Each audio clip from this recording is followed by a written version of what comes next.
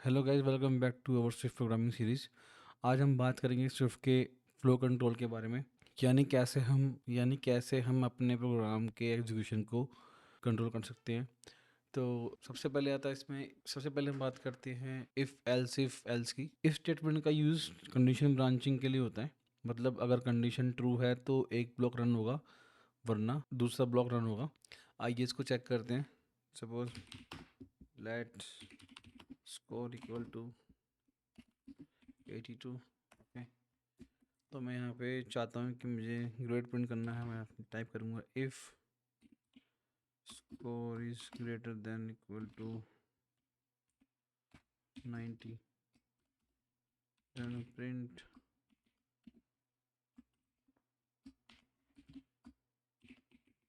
Grade A, else if score greater than equal to 75, then print grade B. Okay, else if score is greater than equal to 50, then print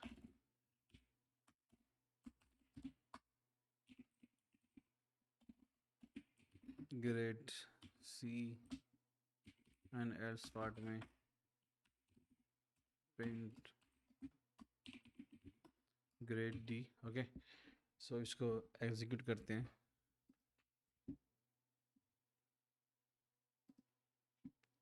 अभी execute हो रहा है। Okay, तो यहाँ पे output आ गया है grade A B. Okay, suppose अगर यहाँ पे 40 होता तो ये मुझे डी ग्रेड प्रिंट करेगा कि ये कंडीशन सारी जो है, कंडीशन जो है वो फॉल्स हो गई हैं। ओके, तो ये एल्स कंडीशन में आ जाएगा। सपोज अगर मैं यहाँ पे इसको करता हूँ 95। ओके, तो यहाँ मुझे आएगा ए ग्रेड। ओके, तो अभी देखने वाली बात ये है कि अगर यहाँ पे पहला ब्रांच अगर एग्जीक्यूट होता है, सपोज ये वाला, तो ये सारी ब्रांच जो है स्किप हो जाएगी। एक और एग्जांपल देखते हैं इसका। Let remember is true. Okay, let has coupon is false. Okay, if is a member or has coupon, तो प्रिंट हो जाए you get a discount, और एल्स पार्ट में आ जाएगा नो डिस्काउंट। ओके, तो अभी यहाँ पे क्या है, इसकी कंडीशन सेटिस्फाइड हो रही है। ओके, बिकॉज यहाँ मैंने लॉजिकल और का यूज़ किया है, तो यहाँ मुझे प्रिंट करेगा you get a discount. Check करते हैं। ओके, सपोज मान लो अगर ये भी फॉल्स होता, और इसको मैं ट्रू कर देता हूँ, तो भी ये मुझे बोलता है यू गेट ए डिस्काउंट।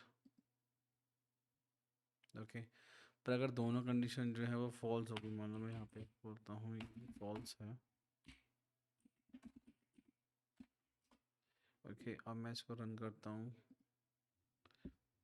तो देखिए यहाँ पे शो कर रहा है नो डिस्काउंट। ओके, तो इस तरह से आप भी अपनी कंडीशन को यहाँ चेक कर सकते हैं, प्रोग्राम का जो फ्लो है वो कंट्रोल कर सकते हो। अब बात करते हैं स्विच के बारे में। तो स्विफ्ट के अंदर स्विच जो है वो बहुत पावरफुल टूल है। ओके, ये पैटर्न मैचिंग, रेंज मैचिंग और टपल्स और वेयर क्लॉजेस को सपोर्ट करता है। ओके, तो आइए इसको एग्जांपल से देखते हैं। सपोज मैं टाइप करता हूँ यहाँ पे let value equal to 7। Okay, और मैं इसको मैच करवाता हूँ स्विच। ओके, जिस भी वैल्यू को आपको मैच करवाना है या फिर चेक करवाना है केसेस के साथ, उसको आप यहाँ पे रखेंगे। ओके, स्विच के सामने, एंड इसका केस बनाएंगे। सपोज मैं करता हूँ केस 0, ओके, तो प्रिंट कर देगी 0। दूसरा केस बनाते हैं। अभी हम लेते हैं एक क्लोज रेंज, तो मैंने डाल दिया क्लोज रेंज। अगर ये जो वैल्यू है वो 1 से 4 के बीच है तो ये मुझे प्रिंट कर दे बिटवीन 1 and 4, ओके। और अगर मान लो मेरे को मल्टीपल केस चेक करने हैं तो मैं यहाँ पे लिख सकता हूँ केस 5, 6 and 7, ओके। तो प्रिंट कर दे मुझे इज 5, 6 और 7, ओके। और डिफ़ॉल्ट केस एक केस होता है, अगर मान लो कोई भी पैटर्न मैच नहीं होता या कोई भी केस मैच नहीं होता तो हमारा डिफ़ॉल्ट केस चलेगा। तो मैं यहाँ डाल लेता हूँ इसके अंदर अदर, ओके। तो इसको रन करते हैं। पहले मैं इसको थोड़ा कमेंट कर देता हूँ और कंसोल भी क्लियर कर देता हूँ, इसको भी कमेंट करते हैं। अब इसको रन करते हैं। जो हमारा ये वाला केस है वो मैच हो गया है, ठीक है। सपोज मान लो अगर यहाँ पे 8 होता तो हमारा डिफ़ॉल्ट केस चलता, क्योंकि कोई भी केस मैच नहीं हो रहा तो ये 10 में जाएगा। और अगर यहाँ पे 0 पास करूँगा तो 0 वाला प्रिंट कर देगा केस। तो अब बात करते हैं वैल्यू बाइंडिंग की। तो वैल्यू बाइंडिंग में क्या होता है, आप मैच वैल्यू को लेट या वेर के थ्रू कैप्चर कर सकते हो। सपोज़ मेरे पास एक यहाँ पे वेरिएबल है लेट पॉइंट, ओके। ये एक टाइप का टपल है, तो टपल में मैंने वैल्यू डाल दी 0, x 0 and y equal to, sorry y की वैल्यू में है 5, ओके। तो मेरा एक टपल है, कैप्चर करना चाहता हूँ स्विच केस में। मैं यहाँ पर टाइप किया स्विच देन पॉइंट, तो मेरे को इसे मैच करना है केसेस के साथ। मैं रहा हूँ केस केस और इसमें डाला मैंने 0 और लेट y एंड केस में मैंने डाला प्रिंट। यहाँ टाइप करते हैं ऑन y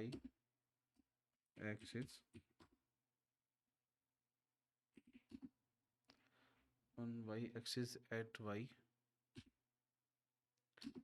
इक्वल टू, जो भी हमारे y की वैल्यू है वो इसमें आ जाएगी, जो भी हमने यहाँ पे कैप्चर किया था।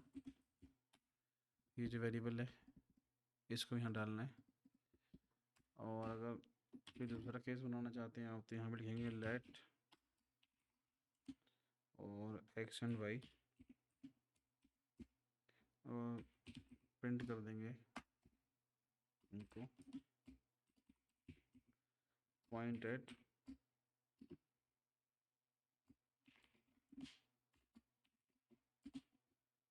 ये x वेरिएबल आ गया एंड ये y वेरिएबल आ गया। यहाँ पे मैंने डाल दिया इसको। अब इसको एग्जीक्यूट करते हैं। यहाँ पे इसको यहाँ से कट करते हैं और डाल देते हैं, ओके। तो इसको एग्जीक्यूट करते हैं। तो ये बोल रहा है कि on y axis at y is equal to 5, okay.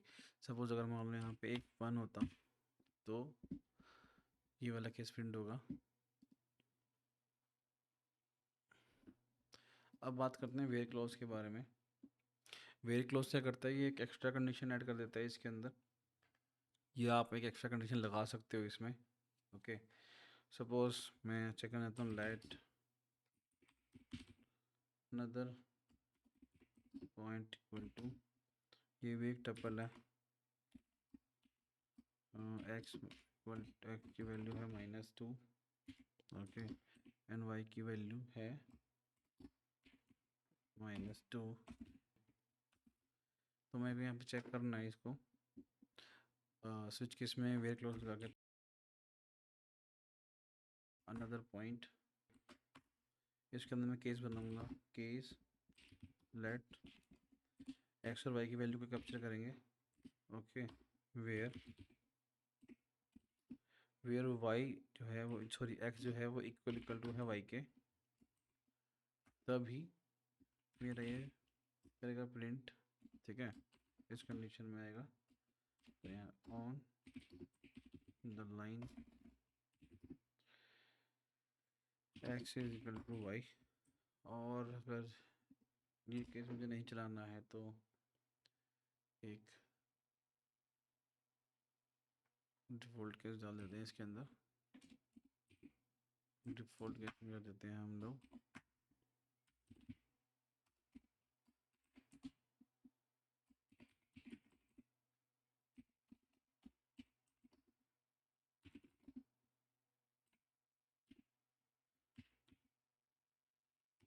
Okay. तो अब इसको रन करते हैं। तो यहाँ पे आउटपुट आ गया है, बिकॉज ये कंडीशन सेटिस्फाई है। यहाँ पे -2 इक्वल हो गए। ओके, सपोज अगर मान लो यहाँ पे मैं इसकी वैल्यू को चेंज करता हूँ, ठीक है, तो यहाँ वैल्यू तो कैप्चर होगी, पर क्या होगा, ये सेटिस्फाई नहीं है, तो क्या होगा, नीचे वाली कंडीशन रन होगी। अभी चेक करते हैं इसको। तो ये था हमारा वेयर क्लाउज। अब बात करते हैं फॉल थ्रू की। फॉल थ्रू यूज़ करोगे तो नेक्स्ट केस का कोड भी रन होगा, लेकिन पैटर्न चेक नहीं करेगा। ठीक है, फॉल थ्रू से देखते हैं इसको एग्जांपल से। Let number equal to 3। Okay, तो मैं यहाँ पे लिखता हूँ स्विच, देन यहाँ पे नंबर। तो अब यहाँ चेक करते हैं केस नंबर जो है 2 है, तो ये लिख दे 2। ओके, अगर इसकी वैल्यू नंबर में अगर 3 है तो प्रिंट कर दे यहाँ पे 3। ठीक है, और यहाँ मैं यूज़ करना चाहता हूँ फॉल थ्रू। ठीक है, सपोज मैंने यहाँ पे यूज़ किया फॉल थ्रू। अब चेक करते हैं केस अगर 4 है तो प्रिंट हो जाए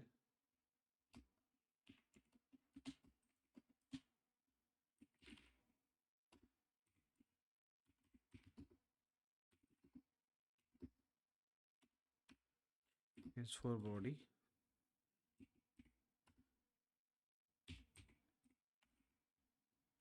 because of fall through। Okay,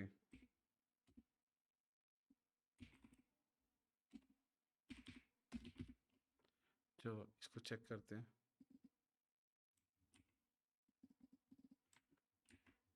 तो एक डिफ़ॉल्ट केस भी देते हैं इसके अंदर, डिफ़ॉल्ट में डाल देते हैं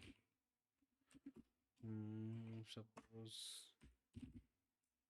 प्रिंट डन। ओके, तो अभी इसको एग्जीक्यूट करते हैं, पहले इसको क्लीन कर देते हैं। तो अभी इसको मैं एग्जीक्यूट करता हूँ तो देखते हैं क्या आउटपुट आता है। ओके, तो मेरा आउटपुट में आ गया 3, और इसने फॉल थ्रू होने के बाद क्या हुआ है, ये वाला केस भी रन कर दिया है। अगर मान लो यहाँ पे 2 होता तो सिर्फ 2 प्रिंट करता। ये था fall through for in loop की। तो for in loop arrays, dictionaries, range और स्ट्रिंग्स के लिए यूज़ होता है। तो जैसे सपोज मेरे को यहाँ पे टाइप करना है लेट,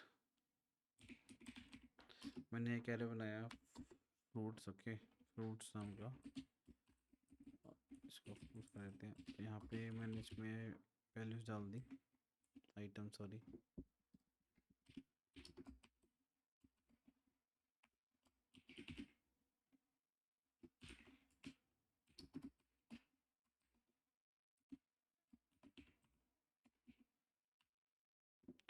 ओके, अब मुझे मान लो इसको एग्जीक्यूट करना है तो मैं फॉर इन लूप का यूज़ करूँगा।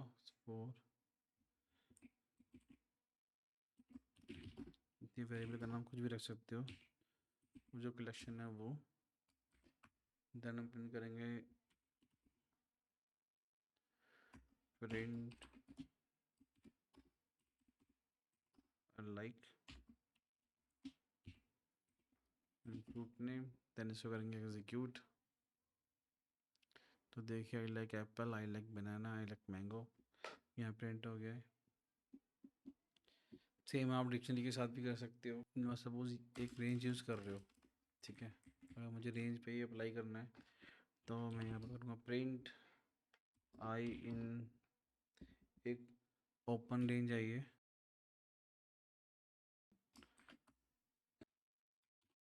मैं लिखूँगा प्रिंट और आई की वैल्यू। तो देखिए यहाँ प्रिंट हो गई है वैल्यू। अब एक हाफ ओपन रेंज पे चेक करते हैं। सब कुछ मैं यूज़ करूँ आई या जेन 1 आई ये की वैल्यू। तो यहाँ पे क्या होगा, यहाँ पे 4 तक वैल्यू प्रिंट करेगा, ओके, जो कि ये हाफ ओपन रेंज है। मैंने यहाँ कंडीशन डाल दी है। एक और चीज़ है, मान लो अगर आपको इस आई का यूज़ या फिर इस जे का यूज़ नहीं करना, तो आप इसको ऐसे भी लिख सकते हो, फोर अंडरस्कोर इन 10, ओके। और यहाँ पे मुझे कोई और चीज़ प्रिंट करवानी है, सपोज मैं आपको छोड़ना चाहता हूँ हेलो, तो यहाँ पे मेरा 10 टाइम्स हेलो प्रिंट हो जाएगा, ठीक है। ये देखिए, सपोज अगर आपको वेरिएबल का यूज़ नहीं करना जो आपने यहाँ डिफाइन किया है, तो उसकी जगह पे आप अंडरस्कोर यूज़ कर सकते हो, ठीक है। अब बात करते हैं वाइल और रिपीट वाइल के बारे में। वाइल लूप में क्या होता है कि कंडीशन पहले चेक होती है वाइल लूप के अंदर, देन उसका एग्जीक्यूशन होता है। और रिपीट वाइल में क्या होता है, पहले बॉडी एक बार रन होती है, एटलीस्ट एक बार तो रन होगी, देन उसके बाद कंडीशन चेक की जाएगी। सपोज मैं यहाँ पे एग्जांपल बताता हूँ आपको। इसको पहले कमेंट कर देते हैं ताकि इंसॉल पे कुछ एक्स्ट्रा चीज़ें प्रिंट ना हो।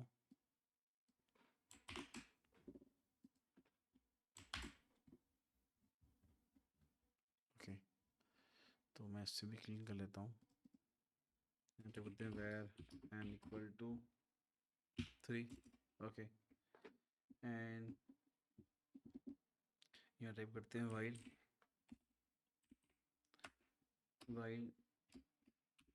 एन ग्रेटर देन है 0 से, तब तक प्रिंट कर दे हमारे को एन की वैल्यू, ठीक है। और उसके बाद मुझे करना पड़ेगा एन माइनस इक्वल टू 1। मैंने एन की वैल्यू को माइनस किया है 1 से, तो इसको रन करते हैं। तो यहाँ पे क्या हो रहा है कि पहले कंडीशन चेक हो रही है, देन उसके बाद मेरी वैल्यू प्रिंट हो रही है नीचे, उसके बाद ये एंटर करेगा इसके अंदर। प्रिंट करने के बाद फिर एक वैल्यू, इसने एन की वैल्यू को माइनस कर दिया है 1 से, ओके, जब तक ये 0 नहीं हो जाता, ठीक है। पर रिपीट वाइल में ऐसा नहीं है। रिपीट वाइल में क्या होता है कि जैसे मान लो मैं यहाँ पे वेरिएबल डिफाइन करता हूँ where m equal to 0, okay, and यहाँ लिखता हूँ रिपीट एंड यहाँ टाइप करते हैं प्रिंट एग्जीक्यूट एटलीस्ट वंस, और यहाँ पे एम की वैल्यू डाल देते हैं इसके अंदर हम, ठीक है। और नीचे कंडीशन चेक होगी यहाँ पे हमारी, और सॉरी, यहाँ मैंने एम की वैल्यू को प्लस कर दिया है 1 से, and while m is less than 0, okay. मैंने एम के अंदर डाला है 0 को, और यहाँ पे एग्जीक्यूट किया है रिपीट को, और उसके बाद एम के अंदर मैंने इंक्रीमेंट किया है 1 से, ओके। एंड उसके बाद मैंने कंडीशन चेक कराई है कि एम अगर 0 से छोटा है तब ये दोबारा से इसको एग्जीक्यूट करेगा, ओके। तो इसका आउटपुट देखते हैं क्या आता है। तो अभी आउटपुट आपको क्या आएगा, सिर्फ एक बार ये स्टेटमेंट प्रिंट होगी, उसके बाद ये लूप से बाहर आ जाएगा, क्योंकि यहाँ पे वैल्यू जो बढ़ जाएगी, जो कि एम की वैल्यू है वहाँ पे 1 हो जाएगा, और ये कंडीशन सेटिस्फाइड नहीं होगी, ओके। तो चेक करते हैं, ये देखिए ये दोबारा रन नहीं हुआ। अगर मान लो मुझे यहाँ पे मैंने इसको दिया होता 2, ओके, तो ये मुझे 2 बार प्रिंट करता, ठीक है। आई होप आपको ये क्लियर हो गया हो कि रिपीट वाइल कैसे काम करता है। रिपीट वाइल में क्या होता है कि जो अंदर का जो जो ब्लॉक होता है वो एक बार तो एग्जीक्यूट होगा ही होगा, चाहे कंडीशन सेटिस्फाई हो चाहे ना हो। ओके, उसको एक बार तो ये एग्जीक्यूट करेगा ही करेगा। अगर कंडीशन उसके बाद फॉल्स हो जाती है तो उसके बाद ये लूप से बाहर आ जाएगा। ठीक है, अब बात करते हैं हम लोग कंट्रोल ट्रांसफर स्टेटमेंट्स के बारे में, जो कि होती है ब्रेक, कंटिन्यू और लेबल स्टेटमेंट होती है। ब्रेक एंड कंटिन्यू के बारे में, तो ब्रेक में क्या होता है कि ब्रेक लूप या स्विच को एग्जिट करने का काम आता है। ब्रेक से क्या होता है कि आप अपने एग्जीक्यूशन को ब्रेक कर सकते हो, एग्जिट कर सकते हो। ओके, और कंटिन्यू क्या करता है जो भी करंट इटरेशन आप कर रहे हो उसको स्किप करता है और नेक्स्ट पे ले जाता है। जैसे सपोज मान लो फॉर आई इन 1 2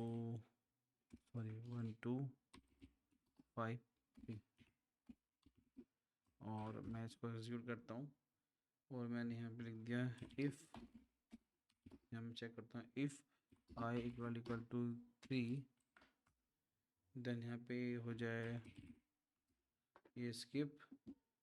तो स्किप के लिए मैं लगाऊंगा यहाँ पे कंटिन्यू। ओके, तो स्किपिंग स्किपिंग 3। ओके, एंड इसमें हम करेंगे कंटिन्यू और एक कंडीशन लगाते हैं नीचे, इफ़ आई इक्वल टू है 5 के, तो मैं यहाँ डालता हूँ ब्रेक स्टेटमेंट। तो मैं यहाँ टाइप करता हूँ ब्रेकिंग एट 5,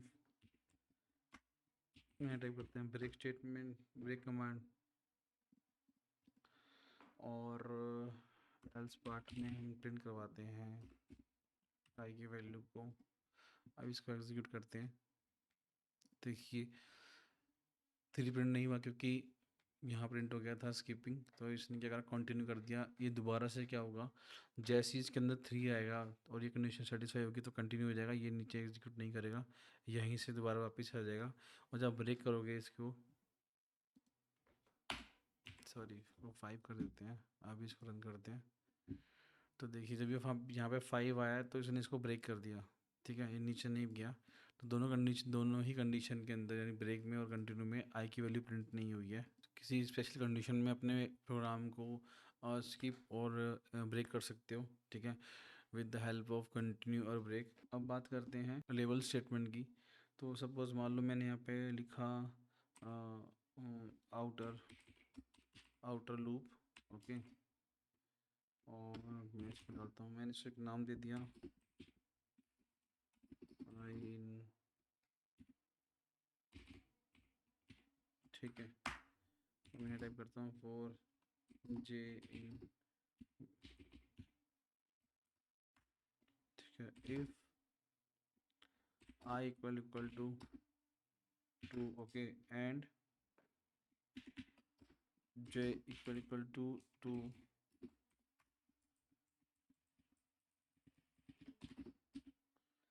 तो यहाँ पे मैं करवाता हूँ ब्रेक आउटर लूप को। ओके, और प्रिंट करते हैं इसकी वैल्यू को, आई और जे की वैल्यू को। तो आई है यहाँ पे ये, एंड यहाँ पास करते हैं जे की वैल्यू को, देन जे। तो इसको एग्जीक्यूट करते हैं। तो यहाँ पे हो क्या रहा है कि मैंने एक फॉर लूप लगाया है, ठीक है, जो कि 1 से 3 तक चलेगा, और उसके बाद एक जे लूप है जो वो भी 1 से 3 तक चलेगा। पर मैंने यहाँ पे एक कंडीशन दी है, जब आई की वैल्यू 2 हो और जे की वैल्यू 2 हो तो जो है ये आउटर लूप को है ब्रेक कर दे, तो ये पूरा का पूरा जो लूप है ये बंद हो जाएगा। तो अब देखिए जब यहाँ पे आई की वैल्यू 2 हुई, तो यहाँ पे देखिए जब आई की वैल्यू 1 थी तो जे की वैल्यू 1 2 3 तक प्रिंट हुई है नीचे। ओके, पर जैसे आई की वैल्यू 2 हुई तो आई की वैल्यू 2 हुई और जे की वैल्यू 1 हुई तो यहाँ प्रिंट हुआ। पर जैसे नेक्स्ट आइटरेशन आई, जे की वैल्यू भी 2 हो गई और आई की वैल्यू भी 2 हो गई, तो उस केस में क्या हुआ, इसने आउटर लूप को ब्रेक कर दिया। ठीक है, यानी कि एग्जीक्यूशन जो है बंद हो गई है इसकी। तो आप इस तरह से अपने लूप को और अपने प्रोसेस को ब्रेक कर सकते हो। ठीक है, किसी पर्टिकुलर कंडीशन के ऊपर। तो आपके लिए एक टिप्स है यहाँ पे कि अगर मल्टीपल डिस्क्रीट केसेस आपको यूज़ करने हैं। ओके, तो आप सिंपली उसके लिए स्विच यूज़ करो। ओके, इफ़ एल्स का यूज़ ना करना कि वो बहुत ज़्यादा कोड लिखना पड़ेगा आपको। और अगर ज़्यादा कॉम्प्लेक्स कंडीशंस हैं तो गार्ड या फंक्शन में एक्सट्रैक्ट करो उसको।